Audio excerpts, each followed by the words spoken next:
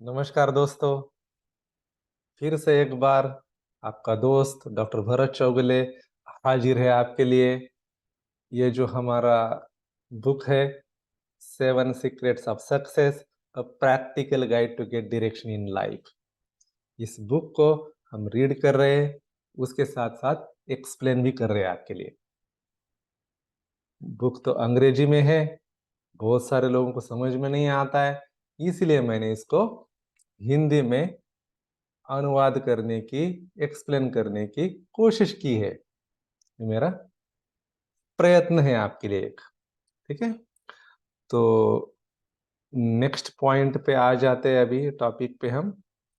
पिछली बार हमने इकिगाई को देखा था, आज देखेंगे हम अलग टेक्निक है, तो उसको भी हम देखेंगे, है ना? तो इसमें दिया हुआ एक जो सेकंड टेक्निक है, ये ask this question to yourself, suppose you get universal wealth and time, what work you will do. मतलब खुद को पूछो, अगर आपको पूरे विश्व की सारी संपत्ति मिल जाती है और समय भी है आपके साथ, आपके पास में, तो क्या काम करोगे आप? देखो, ये कोई मामूली क्वेश्चन नहीं है और 2 मिनट में भी आंसर मिलने वाला क्वेश्चन नहीं है आपको। इसमें से इसमें आपको अच्छा सा एफर्ट लेना पड़ता है इस क्वेश्चन के आंसर के लिए। जब मैं एसआईएस में था, इंडिया का नंबर 1 सिक्योरिटी ऑर्गेनाइजेशन है, उसमें मैं ऑफिसर कैडर में भी था, अच्छी जॉब थी मेरी। लेकिन जब इस क्वेश्चन को मैंने एक जगह पे देखा, तो मेरे तो होश ही उड़ गए। अरे यार, दुनिया की सारी संपत्ति मिलने के बाद मैं क्या करूंगा? तो बहुत सारे जो लोग हैं रिटायरमेंट के बाद वो चीजें करती। अरे यार, तो रिटायरमेंट के बाद करने से बेहतर तो क्यों अभी ना करूं? जो चीज मुझे रिटायरमेंट के बाद करनी है, तो अभी से ना क्यों चालू करूं?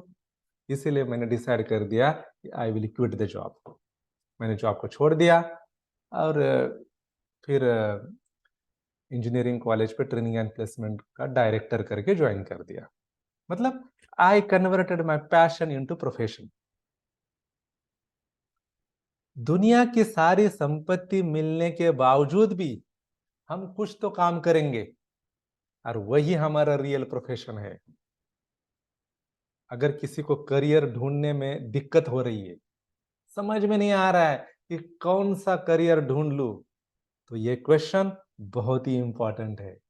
विश्व की सारी संपत्ति मिल जाती है और टाइम भी है, तो क्या काम हम करेंगे? इतना सारा होने के बावजूद भी आप कुछ तो करोगे, और वही आपका रियल प्रोफेशन है। और वही आपका रियल प्रोफेशन है। That is your real profession.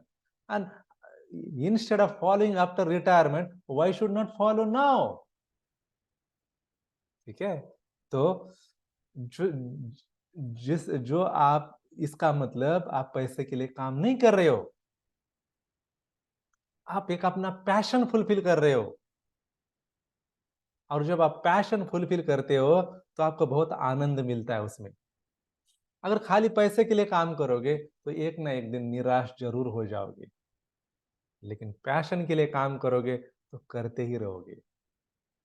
जैसे मेरे खुद का ही एग्जाम्पल देता हूँ। जब मैं दिल्ली में था, कॉर्पोरेट ऑफिस में बैठता था, 10 बजे जाता था वहां पे, कंप्यूटर को ऑन करता था, और 6 बजे पक्का कंप्यूटर को बंद करके निकल जाना चाहता था। उसके बाद काम करने का मन नहीं करता था। और अभी देखो, 10 घंटा, 12 घंटा, 15 घंटा ट्रेनिंग एंड डेवलपमेंट में मैं थकता नहीं हूं, ना ही निराश होता हूं। इंथुजियाज्म सेम होता है। बहुत पार्टिसिपेंट ने इसके ऊपर पॉइंट आउट किया है और कमेंट भी दिए हैं। सर, आपका तो एनर्जी लेवल बहुत हाई होता है, मॉर्निंग में भी वैसा है, इवनिंग में भी वैसा ही है। क्यों? क्योंकि मैं मेरे पैशन को फॉलो कर रहा हूं। मुझे पैशन से एनर्जी आ रही है। तो अगर आपको गोल में क्लैरिटी चाहिए, तो इस क्वेश्चन को फाइंड आउट करो। Even Suppose you will get the universal wealth and time, what work you will do? जो भी आप करोगे वही आपका रियल प्रोफेशन होगा। ऑल राइट, अब आते हैं दूसरे तीसरे टेक्निक के बाद, उसको बोलते हैं स्मार्ट गोल्स।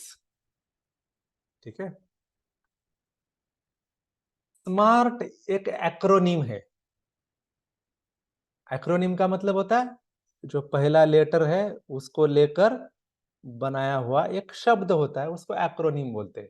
जैसे SMART, smart. S for specific, M for measurable, A for achievable, R for realistic and T for time bound. Clear है? इसको बोलते हैं एक्रोनिम। स्मार्ट में यस पहले देखेंगे अभी हम। स्पेसिफिक, जब भी मैं कॉलेजेस में ऑर्गेनाइजेशन में प्रोग्राम देने के लिए जाता हूँ, स्टूडेंट को पूछता हूँ what do you want to become, मुझे एक बहुत बड़ा ऑफिसर बनना है, मुझे मैनेजर बनना है, मुझे अच्छी नौकरी चाहिए, मुझे ज्यादा पैसा कमाना है। अरे ये कोई स्पेसिफिक है क्या? स्पेसिफिक का मतलब होता है specific. I want to become IPS officer, I want to become a district collector. I want to become a tahsildar. I want to become a HR manager. I want to become a developer. I want to become a programmer. Clear है? I want to become a logistic manager. ये क्या है? Specific है। तो जब भी आपके गोल हो तो वो स्पेसिफिक होने चाहिए। सेकंड आता है मेजरेबल। मेजरेबल का मतलब होता है उसको मोजमाप करने को आना चाहिए, मेजर करने को आना चाहिए। जापान में एक कहावत है, if you can't measure you can't improve. अगर आप मेजर नहीं कर सकते हो तो किसी चीज में इंप्रूव नहीं कर सकते हो। Whether it is a physical goal, mental goal, emotional, spiritual, you should have to measure it. जब तक आपको मेजर नहीं करने आएगा ये इंप्रूव भी नहीं कर सकते हो आप। क्लियर है? तो मेजरमेंट आना चाहिए। जैसे कि मुझे 2 महीना में 2 kg वेट कम करना है, मुझे 1 साल में 10 लाख कमाना है, 1 साल में 3.5 करोड़ कमाना है। ये क्या हो गया? मेजरेबल है। You understand my point? These are the measurable goals. Next आता है अचीवेबल। अचीवेबल का मतलब क्या होता है? अचीव करने वाला। यहां थोड़ा सा एक्स्ट्रा नॉलेज दे देंगे, हो सकता है आपने ये इस चीज के बारे में सुना नहीं होगा अभी तक। अचीवेबल का मतलब होता है जिस चीज को आप इमेजिन कर सकते हो। इमेजिनेशन का मतलब क्या होता है? Image in mind. अगर माइंड में इमेज ही नहीं पैदा होगी तो आप कहां से अचीव कर पाओगे उसको? ताजमहल कितनी बार बनाए? इस क्वेश्चन को मैंने बहुत बार पूछा है मेरे वर्कशॉप में। लोग बोलते एक बार। अरे एक बार नहीं, ताजमहल कम से कम 2-3 बार बना होगा। पहले तो इंजीनियर के माइंड में आया होगा, फिर उसने ड्रॉ किया होगा पेपर पे, फिर छोटा सा मॉडल बनाया होगा, फिर ही तो मैनिफेस्ट हुआ है, रियलिटी में आया है। अगर ये मेरे पास ये मोबाइल फोन है, ठीक है, अगर ये मोबाइल फोन है तो क्या ये ऑटोमेटिक आया है क्या? पहले तो किसी के इंजीनियर के माइंड में आया होगा, उसका तो इमेजिनेशन ही था। मतलब जिस चीज को आप इमेजिन कर सकते हो वही अचीवेबल हो सकता है। अगर इमेजिन ही नहीं कर सकते हो तो अचीवमेंट का कोई सवाल ही नहीं पैदा होता। तो imagination is very important here achievement के लिए। तो इमेज इन माइंड। क्लियर है? तो आपको उसको विजुअलाइज करने को आना चाहिए, तो उसको कहेंगे हम अचीवेबल। Then realistic. रियलिस्टिक भी होना चाहिए। अब यहाँ पे आप गौर से देखो, रियलिस्टिक का डेफिनेशन हर आदमी के लिए अलग अलग भी हो सकता है। होगा ही, हो सकता है नहीं, होगा ही। जैसे कि कोई अगर पहलवान है, रेसलर है, उसको 100 kg वेट को उठाना है, तो उसके लिए रियलिस्टिक है कि नहीं? उसके लिए हो सकता है। कोई दुबला पतला आदमी है और वो उठाने जाएगा, तो रियलिस्टिक है क्या? हो सकता है उस समय में नहीं होगा, वो पहलवान बनेगा तो हो सकता है। तो इसीलिए सिचुएशन और रिसोर्सेस, स्ट्रैटेजीज, ये सारी चीजें देखी जाती है वहां पे। क्लियर है? अगर आपको रियलिस्टिक की डेफिनेशन अच्छी तरह से जाननी है, तो उसके लिए सिचुएशन को भी देखा जाएगा, रिसोर्सेस की भी देखा जाएगा। आपका प्लानिंग क्या है, आपके पास रिसोर्सेस क्या है, आपकी स्ट्रैटेजी क्या है, उस हिसाब से वो रियलिस्टिक हो सकता है। हो सकता है किसी एक आदमी के लिए नहीं है रियलिस्टिक, दूसरे आदमी के लिए रियलिस्टिक हो सकता है। हो सकता है उस आदमी के लिए उस सिचुएशन में नहीं है, किसी और सिचुएशन में हो सकता है। मतलब realistic is varies on situation and resources and your strategy also. ठीक है? तो हर आदमी के लिए रियलिस्टिक अलग हो सकता है। दो आदमी है, लेकिन दोनों के लिए रियलिस्टिक की डेफिनेशन अलग हो सकती है, depending on their resources, their strength, their weaknesses and the situation also. Clear? And time bound. Time bound का मतलब क्या है?